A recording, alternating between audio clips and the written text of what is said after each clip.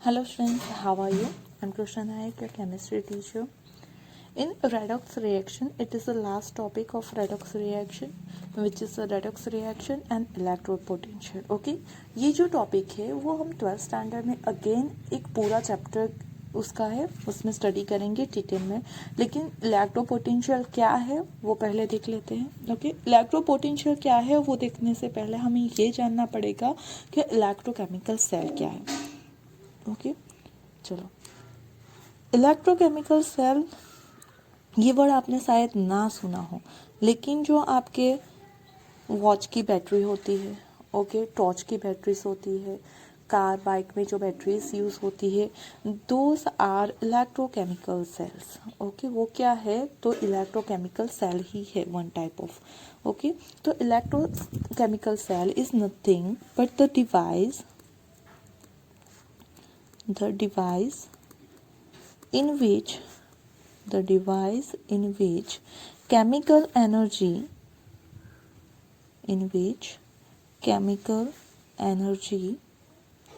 is converted into electrical energy is called galvanic cell or electrochemical cell or voltaic cell.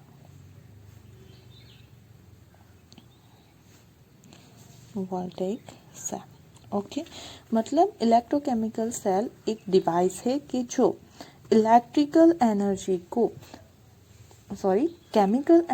को electrical energy में convert करता है. Okay, it is a one type of device which convert chemical energy into electrical energy. Okay, उसको हम galvanic cell भी कहते हैं, electrochemical cell भी कहते हैं, या फिर वोल्टेइक सेल भी कहते हैं.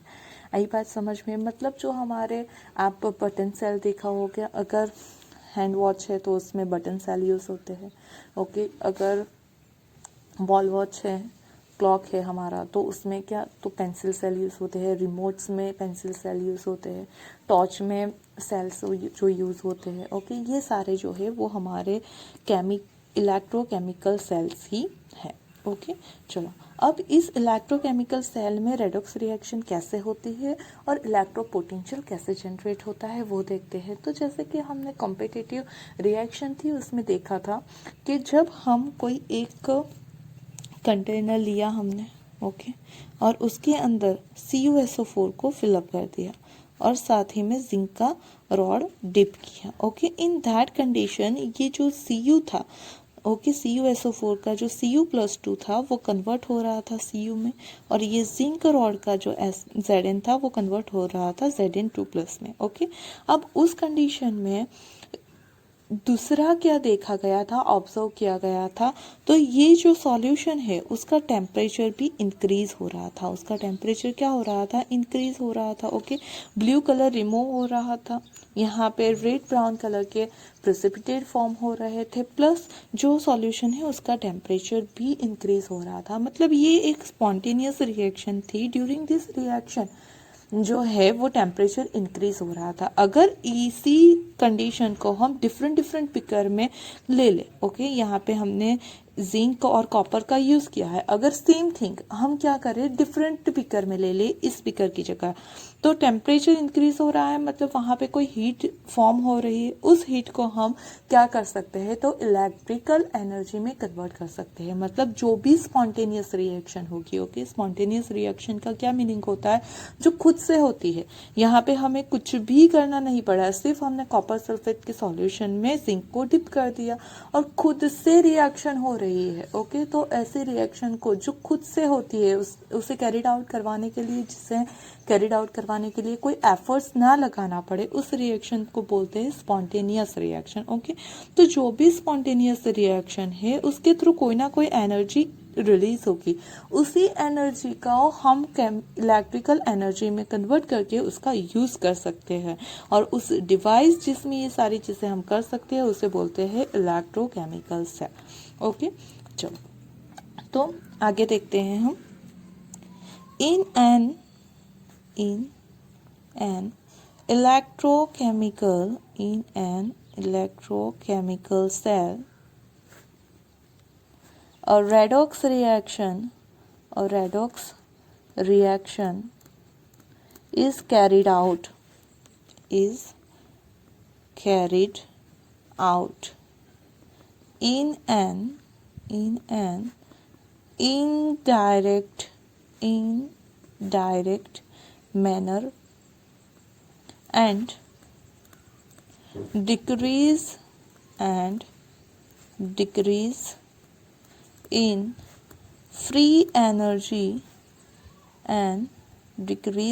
free energy during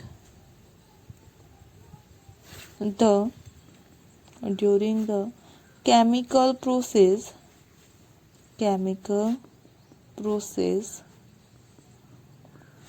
appears as electrical energy okay, चलो देखो यहाँ पे हमने ये देखा Cu+2 में कन्वर्ट हुआ, Zn+2 में, मतलब एक ने इलेक्ट्रॉन डोनेट किए, दूसरे ने इलेक्ट्रॉन गेन किए। ओके, मतलब यहाँ पे एक का ऑक्सीडेशन हुआ, एक का रिडक्शन हुआ, then we can say that it is a nothing but a redox reaction. Okay, चलो अब जब हम रिएक्शन में ZnCu का यूज करते हैं, okay, then that type of electrochemical cell is known as a Daniell cell. उसके बारे में हम पढ़ेंगे। ओके, उससे पहले यहाँ पे एक और चीज लिख लेते हैं, this cells are spontaneous. Okay, this cells are spontaneous, जैसे कि मैंने बोला कि उसमें जो रिएक्शन है वो खुद से होगी, हमें कोई एफर्ट्स एक्स्ट्रा देने नहीं पड़ेंगे। ओके, यहाँ पे हम अब बात करने वाले हैं डैनियल सेल को लेके। ये जो इलेक्ट्रोड पोटेंशियल है वो हम डैनियल सेल को लेके पढ़ेंगे। ओके, चलो हमें क्या करना है, तो डैनियल सेल मतलब जिसमें जिंक एंड कॉपर का यूज किया गया हो और जो सेल फॉर्म किया जाए उसे बोलते हैं डैनियल सेल। पर्टिकुलर इलेक्ट्रोकेमिकल जो एक सेल है उसका नेम है। अब हम फिगर ड्रॉ कर लेते हैं। देखो यहाँ पे क्या किया है, तो मैंने एक फिगर ड्रॉ की है। 2 कंटेनर लिए हैं जिसमें कुछ सॉल्यूशन फिलअप किया गया है। इस कंटेनर में सपोज हमने फिलअप किया है ZnSO4 का सॉल्यूशन। ओके, और साथ ही में यहाँ पे जो इलेक्ट्रोड लगाया है वो जिंक का रॉड है। ओके, चलो यहाँ पे जो है, यहाँ पे कॉपर का इलेक्ट्रोड लगाया गया है और ये हो गया हमारा कॉपर सल्फेट सॉल्यूशन। ओके, इस कॉपर सल्फेट सॉल्यूशन को, ये जिंक सल्फेट हो या कॉपर सल्फेट सॉल्यूशन है, इसे हम बोलेंगे इलेक्ट्रोलाइट। और ये जो है जिंक और कॉपर के रॉड है, मेटल रॉड, उसे बोलेंगे हम electrode. Okay, already you study in the 10th standard. आपको जो रिफाइनिंग था उसमें आप लोगों ने पढ़ा था। ओके, कि by electrolytic process you can refine the metals. तब आपने ये सारी चीज़ें पढ़ी है कि जो यहाँ पे सॉल्यूशन यूज़ होता है उसे हम बोलेंगे इलेक्ट्रोलाइट। और ये जो इलेक्ट्रोड यूज़ होते हैं, मेटल के जो यहाँ पे रॉड यूज़ होते बोलते हैं उसे हम इलेक्ट्रोड। अब क्या होगा, तो यहाँ पे मैंने एक स्विच लगा दी है और साथ ही में क्या लगा दिया है, एक यहाँ पे तो बल्ब लगा दिया है। नाउ यहाँ पे हमारे पास जो जिंक है रॉड, वो क्या करेगा, तो जो जिंक रॉड है वो जिंक में से Zn+2 में कन्वर्ट होगा। ओके, और उसके जो 2 इलेक्ट्रॉन है वो क्या करेगा, तो वो इलेक्ट्रॉन वो कहाँ पे जाने देगा, तो सॉल्यूशन में, सॉरी यहाँ पे क्या करेगा, सॉल्यूशन में वो जाने का देगा Zn+2 के, और जो इलेक्ट्रॉन्स है, ओके, वो जाएंगे हमारे यहाँ से होके ऊपर, ये कहाँ पे आ गए, ये नीचे, और इलेक्ट्रॉन यहाँ से जाएंगे इस वायर के थ्रू आगे। ओके, मतलब जो जिंक है वो कन्वर्ट हो रहा है यहाँ हमारा जिंक Zn+2 में, और +2 इलेक्ट्रॉन डोनेट कर रहा है। ओके, वो जो Zn+2 है वो सॉल्यूशन में चले गए, और जो इलेक्ट्रॉन है वो इलेक्ट्रॉन जा रहे हैं इस वायर के थ्रू। ओके, अब इस वायर के थ्रू वो आगे जाएंगे। जब हमने ये स्विच यहाँ से बंद कर दी तो ये बल्ब क्या करने लगेगा, ग्लो करने लगेगा। ओके, ये इलेक्ट्रॉन यहाँ से आगे जाएंगे, फिर वो यहाँ आ जाएंगे। अब यहाँ पे इलेक्ट्रॉन पहुँच गए, हमारे पास कॉपर सल्फेट सॉल्यूशन है, मतलब कि हम ये कह सकते हैं कि यहाँ पे Cu2+ and SO4-2 ion present है। ओके, CuSO4 का मतलब क्या है, उसमें Cu+2 and SO4-2 ion present है। अब ये जो Cu+2 है वो क्या करेगा, Cu+2 दो इलेक्ट्रॉन जो आए हैं, यहाँ से जो इलेक्ट्रॉन आए हैं, ओके, उसे क्या कर लेगा, कंज्यूम कर लेगा। ओके, वो क्या करेगा, उसे कंज्यूम करेगा, ये Cu+2 को वो कंज्यूम करेगा इलेक्ट्रॉन। ये Cu+2 जो यहाँ पे प्रेजेंट है वो यहाँ पे इलेक्ट्रॉन को कंज्यूम करेगा, और कंज्यूम करके वो किस में कन्वर्ट हो जाएगा, कॉपर में। ओके, वो किस में कन्वर्ट हो जाएगा, कॉपर में, और वो कॉपर यहाँ इलेक्ट्रोड के ऊपर डिपॉजिट होने लगेगा। ओके, मतलब अगर आप देखोगे कि स्टार्टिंग में इस दोनों मेटल रॉड का आप वेट करते हो, तो इस रॉड का इनिशियल वेट, सपोज यहाँ पे इनिशियल वेट जिसका है, ओके, वो है 10 ग्राम आपने लिया था। After some time, okay, at some time वो क्या हो जाएगा, तो डिक्रीज हो जाएगा, कुछ ना कुछ मास उसका डिक्रीज हो जाएगा। ओके, जबकि यहाँ पे क्या होगा, सपोज कि हमने इनिशियल कुछ वेट लिया होगा कॉपर का, वो भी हमने 10 ग्राम लिया था, लेकिन उसी टाइम पे अगर आप इसका वेट मेज़र करते हो आफ्टर सम टाइम, तो उसका वेट जो है वो क्या हो जाएगा, इंक्रीज हो जाएगा। क्यों, क्योंकि यहाँ पे हो रहा है, जो जिंक है वो दो इलेक्ट्रॉन डोनेट करके सॉल्यूशन में जा रहा है, और यहाँ पे इलेक्ट्रॉन फॉर्म हो रहा है। ओके, तो ये रिएक्शन हो गई हमारी oxidation half reaction. Okay, zinc का ऑक्सीडेशन हो रहा है, so we can say that oxidation half reaction. यहाँ पे कॉपर दो इलेक्ट्रॉन गेन करके यहाँ पे इलेक्ट्रोड पे डिपॉजिट हो रहा है। ओके, वो रिड्यूस हो रहा है, so we can say that it is a reduction half reaction. Now इस जो इलेक्ट्रोड है उसके ऊपर ये पूरी प्रोसेस हो रही है। ओके, और ये जिस इलेक्ट्रोड पे ऑक्सीडेशन की प्रोसेस कैरिड आउट होती है उसे बोलते हैं एनोड, मतलब कि ये हमारा जो इलेक्ट्रोड है वो कहलाएगा एनोड। इलेक्ट्रॉन यहाँ पे प्रोड्यूस हो रहे हैं, मतलब यहाँ पे नेगेटिव चार्ज ज़्यादा है, तो एनोड हो जाएगा हमारा नेगेटिवली चार्ज। ओके, यहाँ पे क्या है, तो रिडक्शन हो रहा है, और जहाँ पे रिडक्शन हो रहा है उसे बोलते हैं हम कैथोड। ओके, और इलेक्ट्रॉन कंज्यूम हो रहा है, यूज हो रहे हैं, सो यहाँ पे जो है वो पॉजिटिव चार्ज बढ़ रहा है, so we can say that कि इलेक्ट्रोड हमारा हो जाएगा पॉजिटिवली चार्ज। ओके, तो एनोड हो गया हमारा जिंक इलेक्ट्रोड, जहाँ पे ऑक्सीडेशन होगा और इलेक्ट्रॉन प्रोड्यूस हो रहे हैं, तो ये हो जाएगा नेगेटिव। ये हो गया हमारा कैथोड, जहाँ पे इलेक्ट्रॉन यूज हो रहे हैं, तो यहाँ पे हो जाएगा पॉजिटिव, एंड जो कॉपर है वो रिड्यूस हो रहा है, इसलिए हमने बोल दिया उसे कैथोड। ओके, चलो आफ्टर सम टाइम क्या होगा, तो यहाँ पे बहुत सारे Zn+2 आयन हो जाएंगे, और यहाँ पे क्या होगा, अगर Cu+2 सारे यहाँ चले गए तो सॉल्यूशन में रह जाएगा SO4-2। ओके, मतलब यहाँ पे बहुत सारे Zn+2, यहाँ पे बहुत सारे SO4-2 रहने वाले हैं। ऐसी कंडीशन में ये Zn+2 का तो चार्ज सेम है, तो वो एक दूसरे को रिपल करेंगे, अब न्यू Zn को आने नहीं देंगे। उसी तरह यहाँ से अगर SO4- रह गया, तो बहुत सारे SO4- जिसके पास नेगेटिव चार्ज है वो एक दूसरे को रिपल करेंगे, और दूसरे Cu+2 को यहाँ से जाने नहीं देंगे। ओके, मतलब वी कैन से दैट कि रिएक्शन स्टार्टअप तो हो गई, बल्ब थोड़ी देर ग्लो भी किया, लेकिन after some time reaction stop हो जाएगी।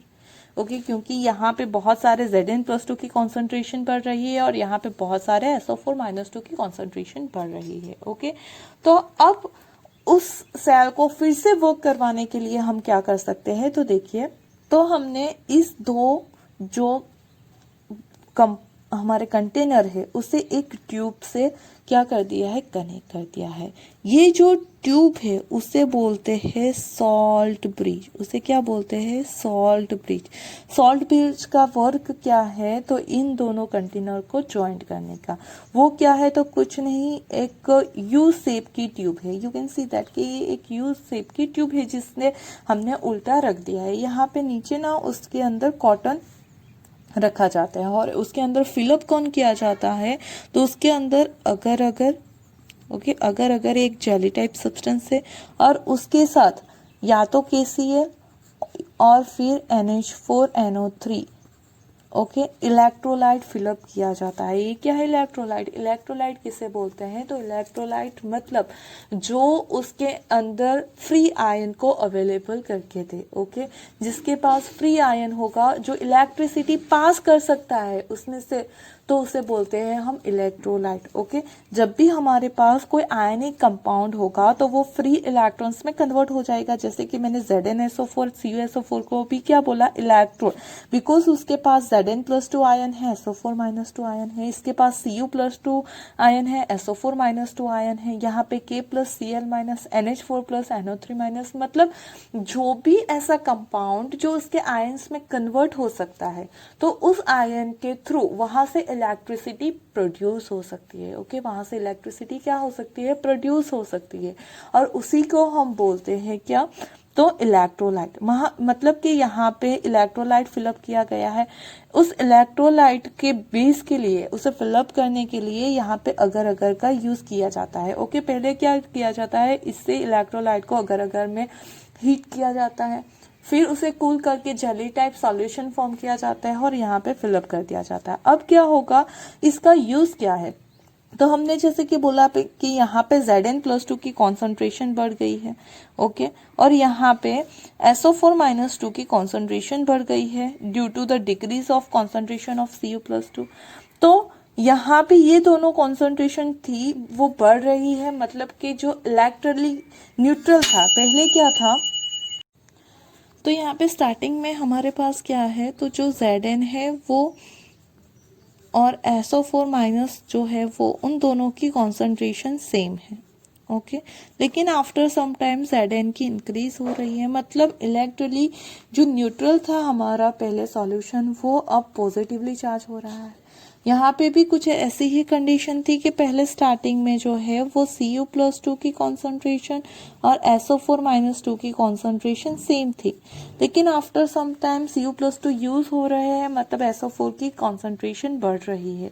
तो ये जो दोनों इलेक्ट्रिकली न्यूट्रल थे सॉल्यूशन, वो क्या हो रहा है, तो यहाँ पे पॉजिटिव चार्ज बढ़ रहा है, यहाँ पे नेगेटिव चार्ज बढ़ रहा है सॉल्यूशन में। तो उस वजह से इलेक्ट्रिकली न्यूट्रलिटी उसकी अनबैलेंस हो रही है। उसे फिर से बैलेंस करने के लिए हम यहाँ पे सॉल्ट ब्रिज का यूज करते हैं। वो क्या करता है, तो salt bridge is use to provide neutrality in the both solution. वो उसमें से आयंस को पास होने देगा और दोनों आयन को न्यूट्रल कर देगा। आई बात समझ में, चलो, मतलब कि फिर से ये सेल क्या करने लगेगा, वर्क। अब हमें तो पढ़ना था इलेक्ट्रोपोटेंशियल। इलेक्ट्रोपोटेंशियल किसे बोलने वाले हैं, तो देखो यहाँ पे सॉल्यूशन में क्या हो रहा है, तो जो Zn+2 जा रहा है, मतलब सॉल्यूशन में हो रहा है पॉजिटिव चार्ज। यहाँ पे इलेक्ट्रॉन है, मतलब यहाँ पे हो रहा है नेगेटिव चार्ज। दो डिफरेंट टाइप के पोल जनरेट होने पे उनके बीच क्या होता है, तो मतलब पोटेंशियल जनरेट होता है, इलेक्ट्रिकल पोटेंशियल जनरेट होता है। तो उसी पोटेंशियल को हम बोलेंगे इलेक्ट्रो पोटेंशियल। सिमिलरली यहाँ पे भी ये सही होने वाला है कि सॉल्यूशन में नेगेटिव चार्ज बढ़ रहा है और यहाँ पे पॉजिटिव चार्ज है, तो उन दोनों के बीच में क्या होने वाला है, पोटेंशियल जनरेट होगा। उसी पोटेंशियल को हम बोलेंगे क्या, तो इलेक्ट्रिकल पोटेंशियल, इलेक्ट्रोड पोटेंशियल। आई बात समझ में, और फिर से ये जो सेल है हमारा वो वर्क करने लगेगा। यहाँ पे इलेक्ट्रॉन की डायरेक्शन एनोड टू कैथोड है, तो जो करंट है वो पास होगा हमारा cathode to anode. Okay. Electron की डायरेक्शन है हमारी कहाँ से कहाँ, एनोड से जा रहा है कैथोड तक, तो करंट पास होगा हमारा कैथोड टू एनोड की साइड। आई बात समझ में? ओके, क्लियर सारी बातें। तो हम थोड़ा सा लिख लेते हैं इसके अकॉर्डिंग। बस हमें अभी इतना ही पढ़ना है, ये पूरी चीज हम 12th में फिर से पढ़ेंगे, उससे भी ज्यादा डिटेलिंग में। ओके, लेकिन आपके लिए क्या इम्पोर्टेंट है, तो यहाँ पे 2 इलेक्ट्रोलाइट होते हैं, उसके अंदर इलेक्ट्रोड होते हैं। ओके, इलेक्ट्रोड और इलेक्ट्रोलाइट के बीच में जो पोटेंशियल जनरेट होता है उसे ही बोलेंगे हम इलेक्ट्रोड पोटेंशियल। ओके, अगर वो एनोड के ऊपर जनरेट हो रहा है ड्यू टू ऑक्सीडेशन, तो ऑक्सीडेशन पोटेंशियल कहलाएगा, ये कहलाएगा रिडक्शन पोटेंशियल। ओके, और यहाँ से इलेक्ट्रॉन की डायरेक्शन एनोड टू कैथोड है फ्लो कर रहा, तो करंट फ्लो करेगा कैथोड टू एनोड। ये सारी चीजें सिर्फ आपको अभी के लिए याद रखनी है। ओके, बाकी की चीजें जो है वो हम 12th में फिर से डिटेल में स्टडी करेंगे। क्लियर? तो पहले यहाँ पे हम सॉल्ट ब्रिज का फंक्शन लिख लेते हैं। Function of salt bridge, function of salt bridge. Okay, चलो सॉल्ट ब्रिज का मेन फंक्शन क्या है, तो फर्स्ट हमने बोला कि वो क्या करेगा, आयन को एक कंटेनर में से दूसरे कंटेनर में फ्लो होने देगा। Okay, it allows the movement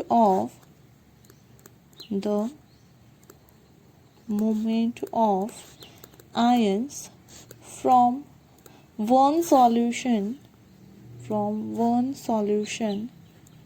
to other solution। Okay, और उसका जो दूसरा फंक्शन है वो हो जाएगा it helps to maintain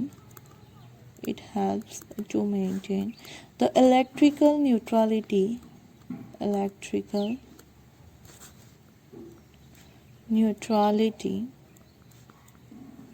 of the solution in the two half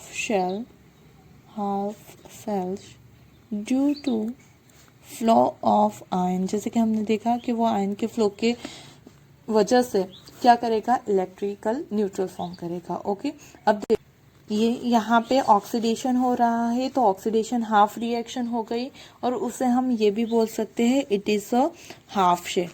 okay, it is a half cell, ये भी हो गया हमारा हाफ शेल, और दोनों मिले के हमारा कंप्लीट सेल पूरा होता है। ओके, मतलब कि जब भी आप इलेक्ट्रोकेमिकल सेल फॉर्म करोगे तो 2 सेल होंगे वहां पे, एक होगा हमारा ऑक्सीडेशन सेल और दूसरा होगा हमारा रिडक्शन सेल। ओके, और वो दोनों सेल कंबाइन होके हमारा इलेक्ट्रोकेमिकल सेल फॉर्म करते हैं। ये दोनों को हाफ सेल कह सकते हैं, इसे half reaction oxidation half reaction, इसे रिडक्शन हाफ रिएक्शन। ओके, अब उसे रिप्रेजेंट करना है तो कैसे, और इस इलेक्ट्रोकेमिकल सेल के लिए आपको एक ट्रिक याद करने के लिए मैं बता देती हूँ कि जब भी आपको उसका रिप्रेजेंटेशन करना है, ओके, तो बहुत इजीली आप उसे याद रख सकते हो कि आपको सिर्फ एक वर्ड याद रखना है, लोन। ओके, आपको क्या याद रखना है, लोन। लोन का मीनिंग क्या होता है, तो एल का मीनिंग है यहाँ पे लेफ्ट, एल का मीनिंग है लेफ्ट। ओ का मीनिंग है ऑक्सीडेशन, ओ का मीनिंग है ऑक्सीडेशन। ए का मीनिंग है एनोड, और एन का मीनिंग है नेगेटिव। ओके, मतलब कि जब भी आपको रिप्रेजेंटेशन करना है सेल को, तो उसके लेफ्ट हैंड साइड में आएगा एनोड, जिसके ऊपर ऑक्सीडेशन होता है, और एनोड का चार्ज होगा नेगेटिव। ओके, चलो इसी सेल को अगर हमें रिप्रेजेंट करना हो, जो जिंक कॉपर सेल है, तो हमें कैसे रिप्रेजेंट कर सकते हैं, तो जो जिंक है वो कन्वर्ट हो रहा है Zn2+ में। ओके, जिंक किस में कन्वर्ट हो रहा है, Zn+2 में।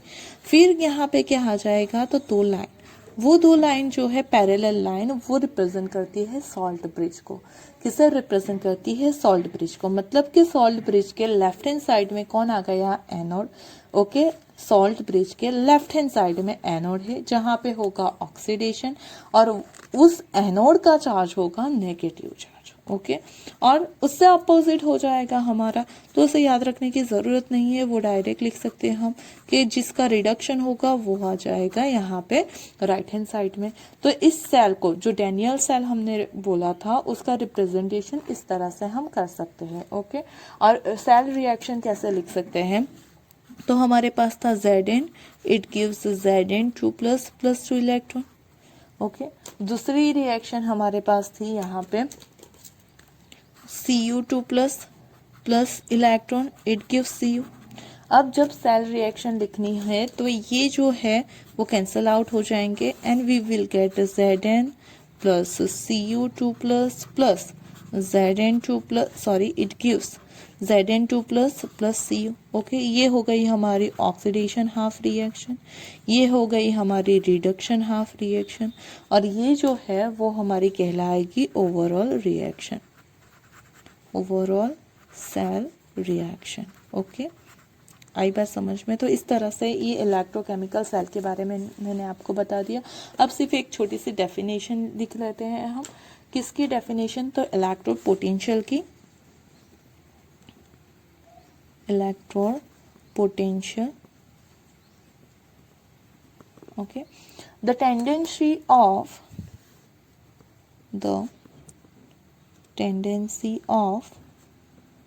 an electrode, the tendency of an electrode to lose or gain electron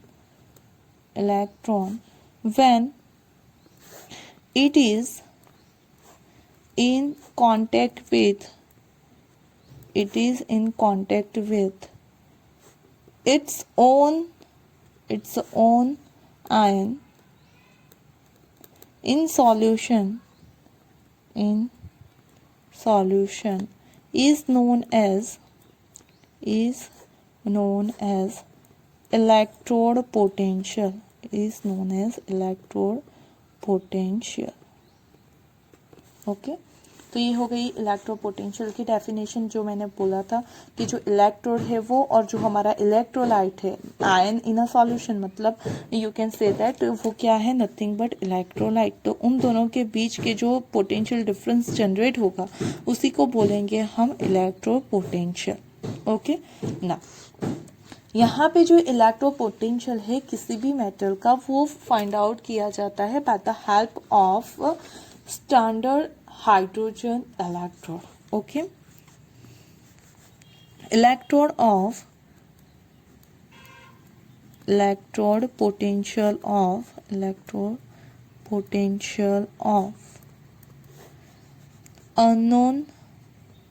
unknown electrode can be determined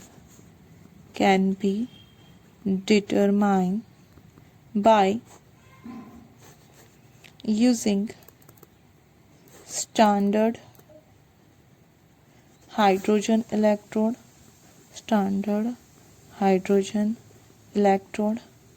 okay. आप उसे शॉर्ट में लिख सकते हो C, और उसी को आप लिख सकते हो नॉर्मल हाइड्रोजन इलेक्ट्रोड,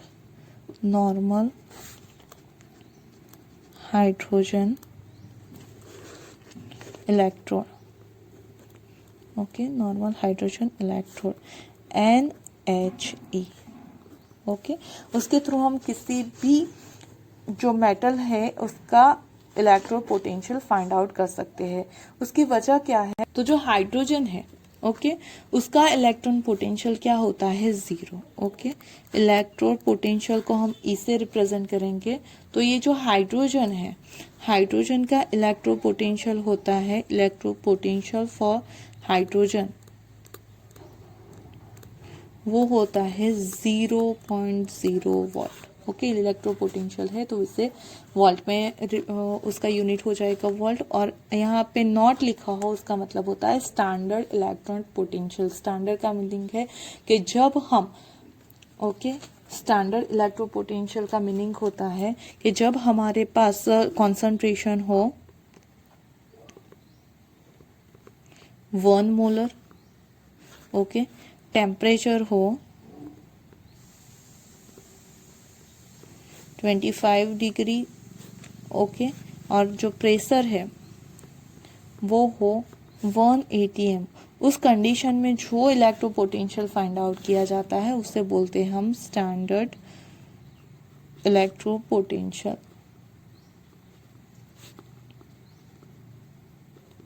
ओके, और उसके हम ई नॉट से रिप्रेजेंट करते हैं। अब जो हमारी रिएक्शन थी उसमें अगर हमारे पास तो कॉपर था और दूसरा क्या था तो जिंक, ओके, उस कंडीशन में अगर हमें सेल का पोटेंशियल फाइंड आउट करना है, ओके, सेल पोटेंशियल और ईएमएफ उसे बोलते हैं सेल पोटेंशियल, और we can say that EMF of cell. Okay, तो उसके लिए फॉर्मूला है हमारे पास E cell equal to E cathode minus E anode. Okay, अगर वो स्टैंडर्ड फॉर्म में है तो E naught cell equal to E naught cathode minus E naught anode. Okay, और ये क्या हो जाएगा तो ई नॉट हमने हाइड्रोजन के थ्रू फाइंड आउट किया हुआ रिडक्शन पोटेंशियल होगा। ओके, आई बात समझ में। अब इसी के थ्रू एक पूरी इलेक्ट्रोकेमिकल सीरीज फॉर्म की गई है। ओके, इसी के थ्रू पूरी इलेक्ट्रो सीरीज पोटेंशियल की गई है। स्टैंडर्ड इलेक्ट्रॉन पोटेंशियल जो है वो किस पॉजिटिव नेगेटिव दोनों साइन में रिप्रेजेंट किया जाता है। Okay, standard इलेक्ट्रोपोटेंशियल